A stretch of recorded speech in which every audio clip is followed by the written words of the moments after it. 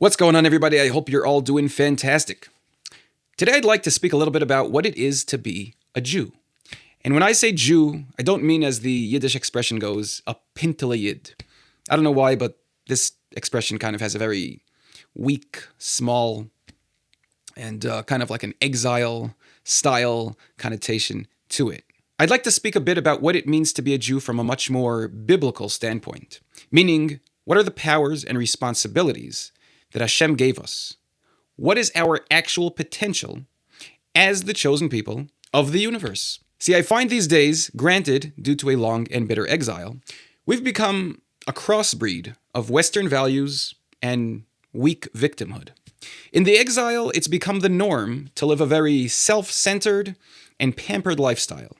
It's an absolute given that a family needs cleaning ladies, vacations, extravagant Chol Hamoed trips, fancy presents, big houses, expensive foods, and so on. If you ask your Rav if you should follow the Torah and move to Eretz Yisroel, he'll probably tell you, of course it's the right thing to do, and every Jew should strive to do it. But for now, it's still too difficult and inconvenient. The education system isn't perfect. The parnasa isn't perfect. Not everything about it is perfect, so let's just ignore this particular commandment of Hashem. Rather stay in the exile. Let's not rock the boat. I've heard thousands of shul speeches given by all kinds of wonderful rabbis, but they're always about inner work, trying to become a better person and working on our individual relationship with Hashem. Now, this is absolutely very, very important. And every one of us must build a relationship, a personal relationship with our Father in heaven and learn to be a better person. But if you read through Tanakh, you'll find very little emphasis on this personal work and a whole lot more emphasis on the bigger, more grand picture, meaning the mission of the Klal, our national duty to Hashem, our united responsibilities towards the world in large, and overall a much more royal and majestic outlook on our mission in this world. Because if you've set your goals in life to be a good father, a loving husband, and to try to make an honest living, and that's where it ends. Yechap the daf with Rev Stefanski. You made it on time to Shachris 4 times this week, and you even helped an elderly man change his car tire. You sit down at the Shabbos table and you tell your kids about how wonderful it is to be a Yid, the pintele Yid. You tell them a nice vart on the parsha, and the family goes to sleep happy, knowing that they're good Jews and they're playing their part in this world by doing mitzvos and bringing nachas to the Redefining Jewish. It's beautiful. So inspiring. If this is your expectation in life, if this is what you believe our purpose in this world is, that's beautiful. But there's something pretty significant missing. Where's the Beis HaMikdash? Where's the Mamleches Kaihanim, the Goy Kadosh? A kingdom of priests and an extremely holy nation. Where's the Or L'Goyim, our national majesty, where we show the world who God is and what it looks like to serve Him? Where are the risks and the sacrifice to serve Hashem? Where is our divine, national, worldly responsibility? You pray 3 times a day. Well, Arabs pray 5 times a day. You do good deeds. So do the Christians. What exactly sets us apart? What makes us, the Jewish people, so special? We've been so brainwashed into thinking small that we wouldn't know what Geula is if it hit us in the face, which, by the way, it is as we speak. We've read so many tzaddikim books that describe the perfect tzaddik, the perfect Jew, as one who locks himself in a room and learns Torah from dusk till dawn, and who davens a 30-minute Shmona Esrei. So that's become the Jewish expectation. A Siyam on Shas is mamish the pinnacle of serving Hashem. But the problem is, that's a lie. The pinnacle of serving Hashem is learning Torah. But then closing the Gemara, going outside and actually performing the mitzvos that you just learned about. And when I say mitzvos, I mean all of them. We must perform all of the mitzvos that Hashem commanded us to perform. So let's take a look at the tzaddikim of the Torah and see how they acted and what they taught us about serving Hashem. Avram Avinu, let's start with him. The man of chesed, of love, of kindness. Yet, when Hashem told him to leave his family and everything behind to go to Eretz Yisroel, the only place where the Jewish nation can truly serve Hashem, he did it in a heartbeat. God told him, go kill your son. Avram didn't argue. He didn't make excuses. He sharpened his knife and went for it. And when some kings kidnapped his nephew, Avram Avinu, the man of peace and love, what did he do to get his nephew back? He slaughtered everyone because he did what was needed to get the job done. Moshe Rabbeinu, he learned a whole lot of Torah, that's for sure. He also killed a whole lot of people because that's what needed to be done. Yoshua ben Nun, he also learned a whole lot of Torah, but then he also closed that Torah. He went out and killed a whole lot of people too, because that's what Hashem told him to do, even if it didn't seem politically correct or convenient. Nachshon ben Aminadab, he stood at the sea. God said go, so he walked into the ocean. When Moshe sent the Meraglim to spy out Eretz Yisroel, 10 of those rabbis said, it's too difficult. It's too challenging. We just can't do what God told us to do because we know better. So Yoshua ben Nun and Kalev stood up and said, if God said go, then we go. They had guts, and they took the word of Hashem very seriously. Then there was Shaul HaMelech, a very great and holy man, make no mistake. But he had a similar problem to today's Jewish leadership. He was a bit soft and a little bit of a people pleaser.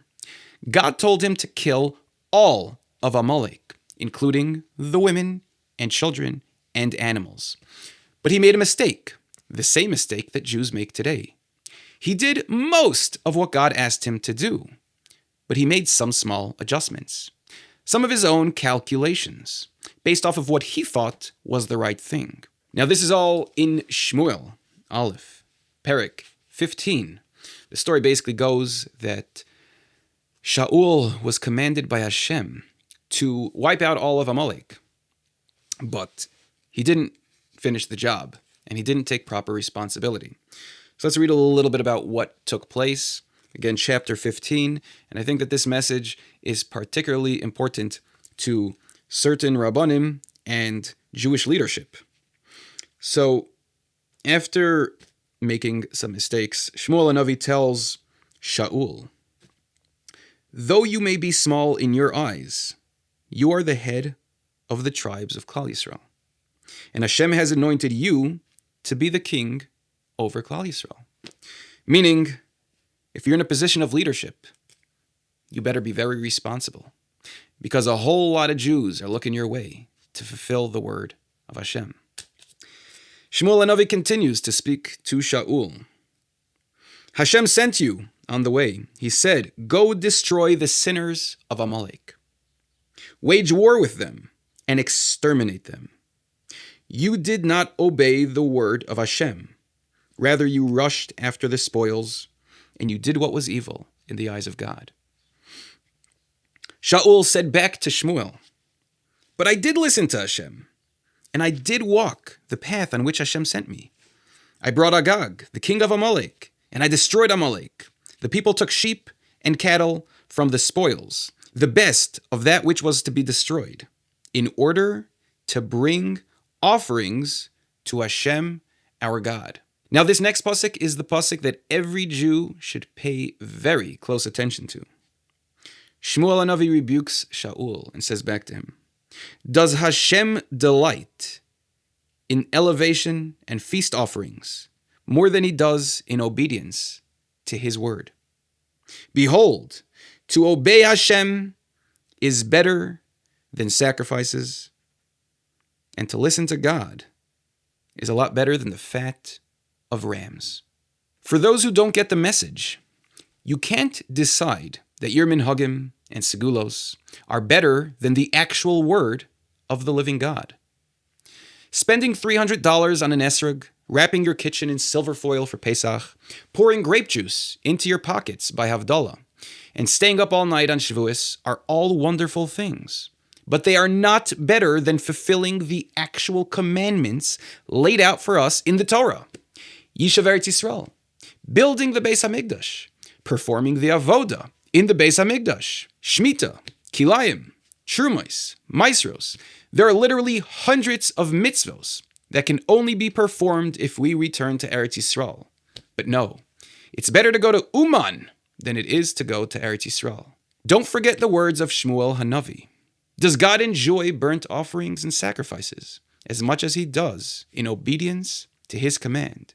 Surely, obedience is better than sacrifice. Compliance is better than the fat of rams. All the fluffy stuff that Jews have added to our religion is very nice. It's cute. Feels good. But don't do it before we've actually put in the work to fulfill all of Hashem's actual commandments. Anyway, moving down our list of inspirational tzaddikim in the Torah. Of course, we have my favorite, King David. Arguably the greatest human to ever live. And boy, did he have a lot of life lessons that we can learn from. See, David HaMelech steps into the scene at the great battle with the Pelishtim in the valley of Elah. David walks in and sees the giant warrior named Goliath, cursing out the Jewish people, and of course, cursing out Hashem. Shmuel Aleph, Parak 17, Pasuk 26. David HaMelech walks onto the scene, and he says, "Who is this uncircumcised Philistine that he disgraces the battalions of the living God?"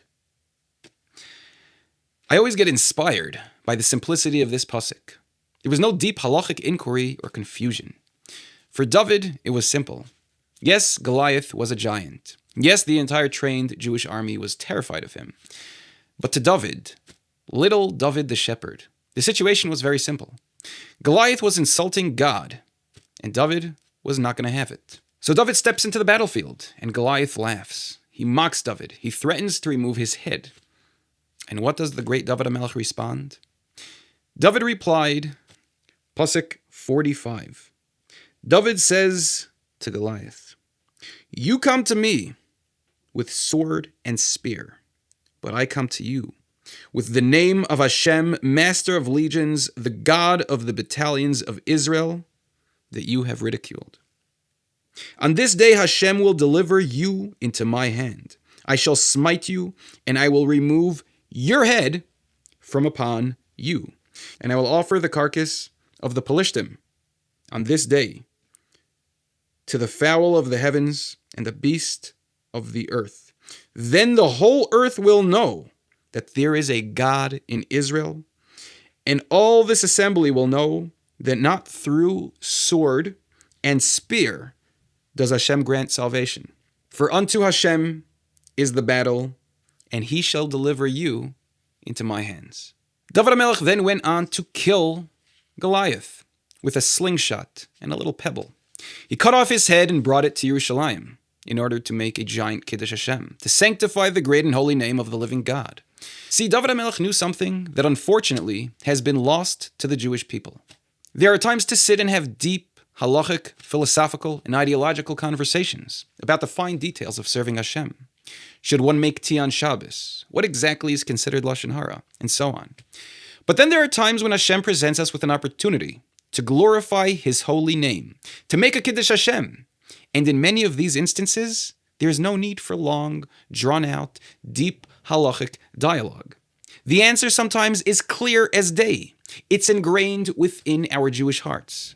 And we have two choices to make. Make excuses, or show up to the battlefield with nothing but the Shem Hashem, the name of God, and get the job done. And of course, Eretz Yisroel fits this description perfectly. Hashem presented us with an opportunity, Eretz Yisroel, and the battlefield is our faith. Every person has the opportunity to make this great Kiddush Hashem. As it says in Yecheskel chapter 36, which I highly suggest every single Jew reads multiple times. It says, "I will sanctify my great name that has been desecrated among the nations, that you have desecrated while being among them. Then the nations will know that I am Hashem, the word of the Lord Hashem, when I become sanctified through you before their eyes. I will take you from among the nations and gather you from all the lands, and I will bring you to your own soil. You will dwell in the land that I gave to your forefathers, and you will be a people to me, and I will be your God.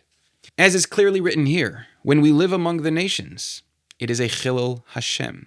And when we dwell in our land, then we are Hashem's people, and He is our God. Be like David HaMelech. Don't overthink these great opportunities to make a great kiddush Hashem. Just as David HaMelech said, God can give victory without sword or spear, aka money, security, a perfect education system, and so on.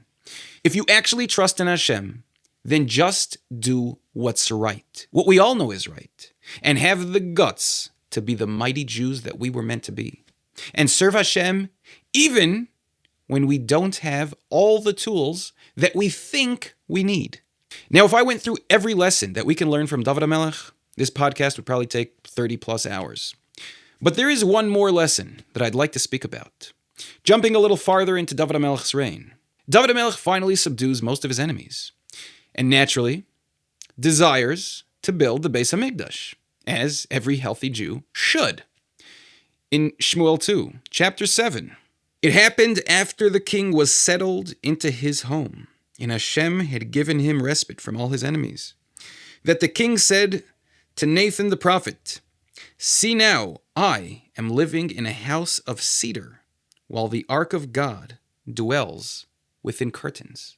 I think this is a little message to all my friends in America, living in mansions. Don't forget that the Har HaBayis lays in ruins, with a giant mosque planted in the middle. I hope that should bother some of you. Anyway, continuing. Hashem goes on to tell David HaMelech that he cannot build the Beis HaMikdash. Apparently he spilled too much blood. He killed too many people. So the job of building the Beis HaMikdash will be given to his son, Shlomo, instead. So what does David HaMelech do? He says, okay, not my job, not my problem. No, that's not what he does. He says to himself, if I can't build the Beis HaMikdash, I will do everything in my human power to facilitate it. Because what kind of Jew wouldn't want to take part in building the house of God? You can find this in Divrei Hayomim, in chapter 22. David goes out, he finds workers, he prepares Kaihanim, Leviim, he prepares a system. He amasses literally tens of millions of pounds of gold and silver. He prepares iron, copper, and wood in amounts that the Torah tells us you couldn't even count. And he prepares a full architectural plan for the Beis HaMikdash. Oh, and spoiler alert, the Beis HaMikdash, it didn't fall from the sky. It was built by human beings. So as I said, the Har HaBayis, the Temple Mount, the Makom HaMikdash, the holiest place in the world, currently sits in ruins. A bunch of Arabs having picnics and playing soccer on top of it. Eretz Yisroel is still half empty and still needs a whole lot of work. And millions of Jews say, it's not my problem. The Moshiach will fix everything. Nobody has any idea what Moshiach is, when it will come, who it will be, and what it'll look like. But when it comes to some of the most important mitzvos in the Torah, they're difficult. So, we're completely exempt from the responsibility of performing them. With one magical word. Moshiach. When someone finds a pigeon on their air conditioning unit outside, the whole town comes running, with the rabbi, of course, to properly perform this oh so rare and special mitzvah of Shluach HaKen. Wow. But to go to the Har HaBayis, all you'll see is Arabs and garbage. Everyone is waiting for someone else to build up Eretz Yisrael. Everyone's waiting for Moshiach to build the Beis HaMikdash. But I got news for you. The reason we don't have a Beis HaMikdash isn't because we have a sick and demented government here in Israel. It's because most Jews don't even want it. Anyway, chazak ve'ematz, guys. Be like David HaMelech. Be like Avram Avinu. Be like Yoshua ben Nun. And have some guts to glorify the great and holy name of our Father in heaven, even if it's hard and inconvenient. We'll see you next time. What's up, guys? I hope you enjoyed today's episode. If you're enjoying our work, then I ask, please like the video, subscribe to our channel. And of course, if you want to help The best way you can do that is to share these videos with family and friends, especially those who are stuck in the exile, because our job here is one mission and one mission only. It's to glorify the great and holy name of HaKadosh Baruch Hu and to make the greatest kiddush Hashem that the world has ever seen. And to do that, we need to bring all the Jews back to Eretz Yisroel and build the base Hamikdash. So please share these videos with your family and friends. And if you want to take it even one step further, if you really want to help out and be involved, I ask, go to homeboundisrael.com, make a donation. We're doing this full time. We're building the Geula Center, and we are constantly trying to find new ways, better ways to bring more Jews to Eretz Yisrael and to make this giant Kiddush Hashem. So please donate, help, partner with us, be involved, do what you can. Chazak ve'ematz. We'll see you guys next time.